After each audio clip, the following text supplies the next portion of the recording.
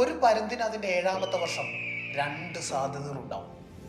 ഒന്ന്, അതിൻ്റെ 7ാമത്തെ വർഷത്തിൽ കൊക്കുകളും നഖങ്ങളൊക്കെ ഉപയോഗശൂന്യമാവുമ്പോൾ അപ്പോൾ വിധിയെ പഴിച്ച് ശേഷിച്ച ജീവിതം ആ കൊക്കുകൾ കൊണ്ടും നഖങ്ങൾ കൊണ്ടൊന്നും ഇരപിടിക്കാനാവാതെ കീഴടങ്ങുക, പട്ടിണി കിടന്ന് ചത്തുപോകുക.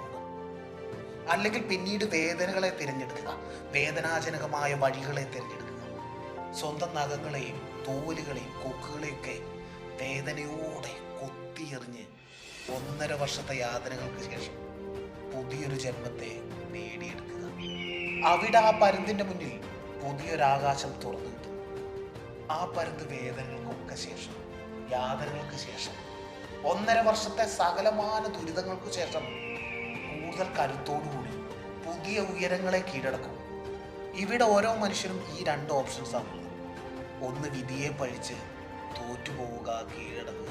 രണ്ടാമത്, വലിയ ഉയരങ്ങൾക്ക് വേണ്ടി വേദനയുടെ വഴിയെ തിരഞ്ഞെടുക്കുക, വേദനിക്കുക, സഫർ ചെയ്യുക. ശേഷം അവിടെ പുതിയൊരാൾ സൃഷ്ടിക്കപ്പെടും. ജീവിതം നൽകുന്ന സകല വെല്ലുവിളികളെയും സ്വീകരിക്കുക, അതിൽ നിന്ന് പാഠങ്ങൾ ഉൾക്കൊള്ളുക. നിങ്ങൾ ആഗ്രഹിക്കുന്നതൊക്കെ ഈ വർഷം നടക്കട്ടെ. It's me, M K Jayadev.